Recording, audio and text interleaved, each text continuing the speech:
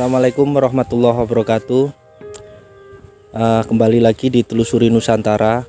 Kali ini kita berada di Desa Katemas, Grogol, Kecamatan Kudu, Kabupaten Jombang, Jawa Timur. Di kesempatan kali ini saya ingin mengajak teman-teman Telusuri Nusantara untuk melihat bagaimana sebuah prasasti yang terdapat di desa ini. Akses untuk menuju ke lokasi prasasti ini cukup sulit dengan rute ya cukup panjang ya tadi dari tempat lokasi kami. Setelah kita sampai di desa dan menanyakan ke warga, tempat prasasti ini harus melalui persawahan dan juga jalan kaki. Ini kita masih melewati separuh perjalanan dengan suasana persawahan yang cukup indah dan juga memuja pandangan kita melihat areal persawahan yang hijau seperti ini. Tidak berlama-lama, tetap ikuti penelusuran kami di prasasti ini. Ada apa saja di sana? Yuk, ikuti.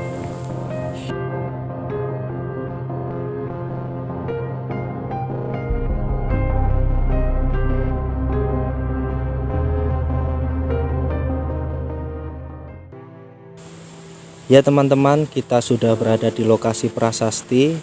Di lokasi ini kita menjumpai sebuah prasasti yang bentuknya sudah tidak utuh dikarenakan mengalami kerusakan, yang mana kerusakan ini disengaja. Dari cerita salah satu warga bahwa dulu pernah ada oknum yang sengaja merusak prasasti ini. Padahal prasasti sendiri adalah sumber sejarah kuno untuk meneliti pertanggalan yang sifatnya sangat mutlak dalam mengungkap sejarah.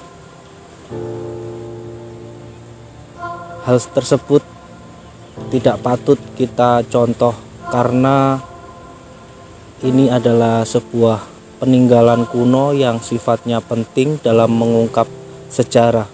Semoga hal seperti ini tidak terjadi kembali karena cukup menyedihkan bila kita rasakan seharusnya prasasti ini utuh dan para ahli bisa mengungkap sejarah yang ada di prasasti tersebut. Tidak berlama-lama, kita coba melihat lebih dekat bagaimana prasasti ini. Yuk. Prasasti Kusambian di area persawahan Dusun Grogol, Desa Katemas, Kecamatan Kudu, Kabupaten Jombang. Saat ini kondisinya masih merana. Dulunya prasasti ini utuh seperti prasasti Batu Balok pada umumnya. Diperkirakan dulunya prasasti ini berbentuk balok berpuncuk runcing. Yang sayangnya karena ulah salah satu oknum yang mempercayai bahwa di dalam batu ini terdapat sebuah emas, hingga akhirnya mereka memecah belah batu prasasti ini. Selain batu prasasti yang sudah rusak, situs bersejarah ini juga sangat jarang dikunjungi oleh masyarakat. Dikarenakan akses menuju prasasti sangat sulit dilewati. Kondisi batu pada prasasti Kusambian sudah rusak. Bagian atasnya terpecah menjadi beberapa bagian. Apabila prasasti ini utuh, diperkirakan bentuknya balok berpuncuk runcing dengan bagian lapik seperti Padmasana. Prasasti ini ditulis dengan aksara Jawa dan bahasa Jawa kuno. Isi prasasti ini berkaitan dengan wilayah kuno bernama Kusambian. Dalam beberapa literasi yang ada, Kusambian diperkirakan adalah nama kuno wilayah Kecamatan Kesamben. Prasasti ini diperkirakan dibuat saat Raja Airlangga sudah bertahta di Kerajaan Kahuripan sebagai penghargaan kepada warga di sekitar Gunung Pucangan. yang saat itu dirinya bersembunyi di kawasan tersebut. dari kejaran bala tentara Wurawari. Pada prasasti Kusambian disebutkan adanya kedaton Madander dan pemberian perdigan oleh Airlangga untuk daerah Kusambian. Ya, seperti ini teman-teman bentuk dari prasasti yang hanya menyisakan separuh bagian dari prasasti. Yang atas mungkin sudah tidak berbentuk, sudah hancur menjadi beberapa bagian. Tinggi prasasti yang masih utuh yaitu 47 cm, lebar 61 cm. Yang tebalnya kita perkirakan 17 cm dengan bertuliskan aksara Jawa kuno yang masih bagus dan tidak aus. Tulisan ini berada di sisi depan, samping hingga belakang. Dari beberapa pecahan masih terlihat goresan tulisan prasasti ini, dan di bawahnya sebuah lapik yaitu Padmasana Ganda yang ukirannya masih utuh dan bagus sekali.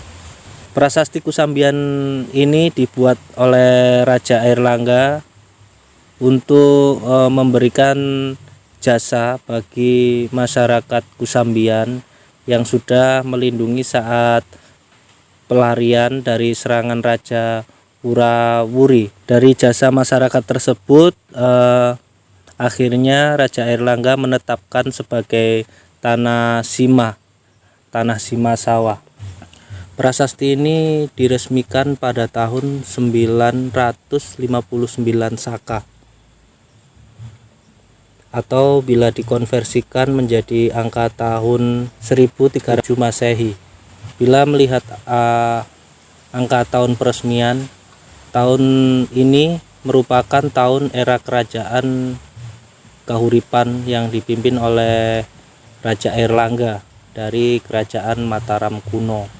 Raja Airlangga sendiri mempunyai gelar Sri Maharaja Rakehalu Sri Lokeswara Dharmawangsa Airlangga Ananta Wikramo Tunggadewa. Nama lain prasasti Grogol ini yaitu prasasti Kusambian, yang mana diambil dari wilayah Kusambian yang dijadikan sima sawah atau bebas pajak. Yang unik dari isi prasasti ini disebutkan beberapa kali, yaitu sebuah tokoh yang mungkin penting di masa itu, yaitu Rahyan Iwa. Rahyan Iwa merupakan tokoh penting yang selalu disebut di dalam isi prasasti ini. Nama-nama di dalam isi prasasti tersebut juga muncul di dalam prasasti Tuhanaru, keluaran Raja Jayanegara dari Majapahit atau Raja kedua, yang mana di dalam isi prasasti Tuhanaru juga menyebut bahwa perintah dari Sri Maharaja pada desa Tuhanaru dan Kusambian. Perintah raja ditandai di dalam isi prasasti dan berlencana ikan. Mungkinkah dari prasasti Tuhanaru dan prasasti Kusambian ini ada keterkaitan atau kesinambungan antara satu dengan yang lain?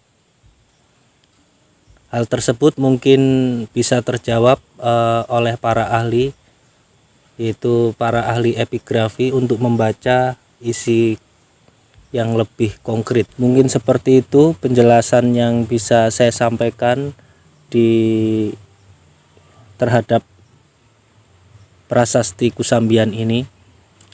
Semoga hal-hal seperti ini, perusakan-perusakan seperti ini sudah tidak terjadi lagi, dan kita tetap harus menjaga peninggalan leluhur kita, karena dari sini kebesaran bangsa kita masih terjaga. Ya, terima kasih. Apabila keterangan saya ada yang kurang, teman-teman bisa komen di kolom komentar. Mungkin cukup sekian. Jangan lupa untuk like, komen, dan subscribe Terima kasih. Om Swastiastu, Namo Buddhaya, Salam Sejahtera, Salam Rahayu.